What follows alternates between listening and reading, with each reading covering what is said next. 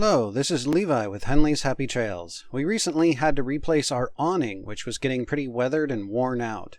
We decided to attempt to replace it ourselves, and it went really well. We stayed at my parents' place for a few weeks in December, and it was one of the things that my dad helped us with. If you missed it, we also built a nautical-themed bench/day bed to give us a comfortable place to sit and provide more storage. I'll put a link to that video if you missed it. Before I get into changing the awning, I just want to say that this was our first time changing an awning, so if you are a veteran awning changer and we made any step way harder than it needs to be, feel free to give your tips in the comments below. That being said, rather than a perfect step-by-step guide, since awnings come in different models and sizes, we hope this video points you in the right direction and shows that 2 or 3 people can stumble through this process in a couple hours or less. The first step to changing the awning is to roll out the awning. Ours is powered, so we needed to unhook the wires once it was out. This was as easy as unplugging them. Before unscrewing the screws that held the roller together, we inserted an Allen wrench into a locking hole on the non-powered side. That side is spring-loaded to keep your awning taut, and if you don't do this, that part of the roller will spin uncontrollably like the Tasmanian devil as you pull it off the arm, and this results in having to put money in the swear jar and taking a time out to see if your hand still works.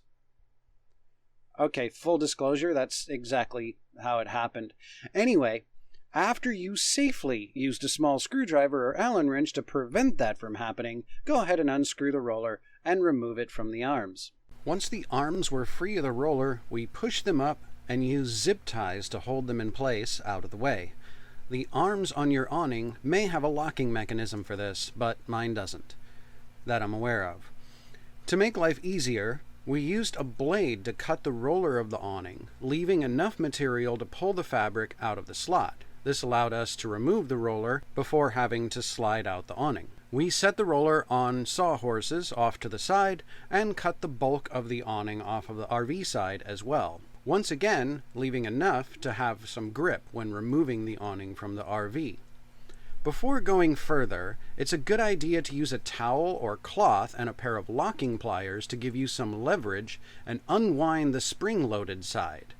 If you're like me and let the thing Bruce Lee Kung Fu chop your hand 1,000 times, you have no clue how many times to wind the thing back up later. If you're watching this video and others like it and are prepared to take on this task, unlike me, then count the number of times you have to unwind the spring, so you can wind it up the proper amount of times later. Once the tension is off the spring, you can take the end caps off the roller. Some awnings are held on by screws. Mine happens to be rivets. Using a drill, I drilled out the rivets and took the caps off. The powered side was basically just a cap, while the other side is a long bar with a tension spring around it. Once the caps were off, we could slide the old awning out of the track. The awning on the roof is usually held in place by 1 or more screws. Before sliding out the roof track, you will have to unscrew these. It's also a good idea to mark the tracks on the roller before removing the awning from it. There are usually 2 tracks. One holds the awning in place and the other holds the part that hangs down in front of the roller, which is called the valance.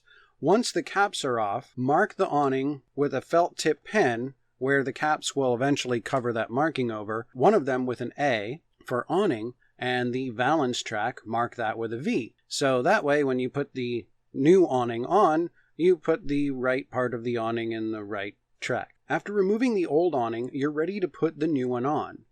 The awning we got was from sunwaveproduct.com, and it came with the plastic cord that holds the awning already sewn in, along with a pull strap for manual awnings and some other things in the installation kit. Before sliding the new awning into the track on the RV roof, I cleaned that track out, put some duct tape on the end or the opening that I'd be sliding the awning in, that way it didn't tear up the awning as I slid it in, and I sprayed the whole track with silicone lubricant so it would slide easier. Once you get the RV side of the awning slid in, don't screw it down yet. You may need to adjust its position later.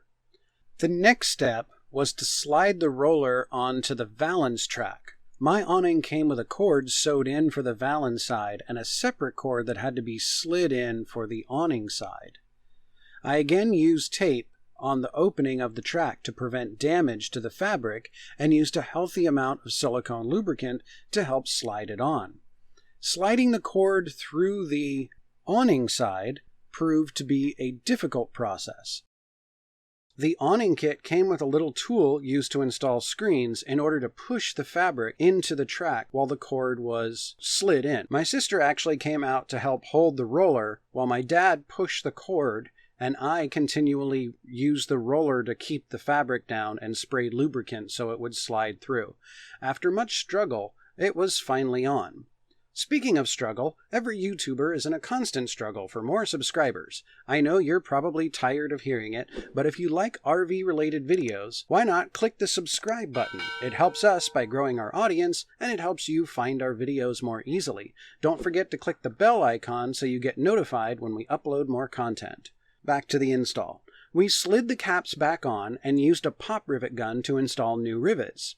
Then measured each side of the roller to make sure the fabric was centered. Using the same cloth and locking plier method, we wound the tension spring back up the number of times we had counted earlier, except we hadn't done that.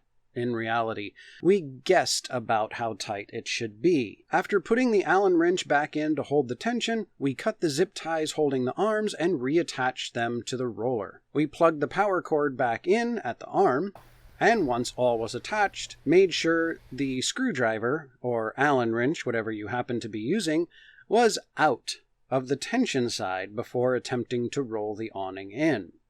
We measured from the edge of the awning to the inside of each arm from the roof to make sure both the roller side and the RV side was centered at this point, and rolled it up to make sure it rolled centered and everything worked as it should and the arms closed up. Finally, we re-screwed the RV side of the awning in from the roof. If you're like us and you didn't get the tension right because you forgot to count how many times it unwound, you can always take the awning back out, unscrew the roller, making sure to put the Allen wrench or screwdriver in to hold the tension first, and follow the cloth wrench process to give a few more winds and then try it again until you get the tension you desire. The awning should stay relatively taut when it's out as well as when it's rolling in. If you didn't wind it enough, the awning will become very loose right before it winds all the way up to the RV, or a manual awning may not wind up completely at all. We had to add more tension twice. So it is important to count the number of times you had to unwind it. That does make the process a little bit quicker. Overall, it took us a couple of hours and only minor hand injuries to do this project ourselves, making this a great do-it-yourself project, and it's nice to have an awning that doesn't have rips, tears, or cracking in it when we're enjoying the outdoors. Did we miss any steps, or do you have any important tips to give? Give us a comment below. This video is embedded into an article discussing this topic on our website, henleyshappytrails.com. Any updates to this install process or anything that you mentioned to us that we missed will be updated there in that article. The link to that article is in the description. If you liked this video, please click the like button. And once again, don't forget to subscribe. Thanks for watching, and happy trails.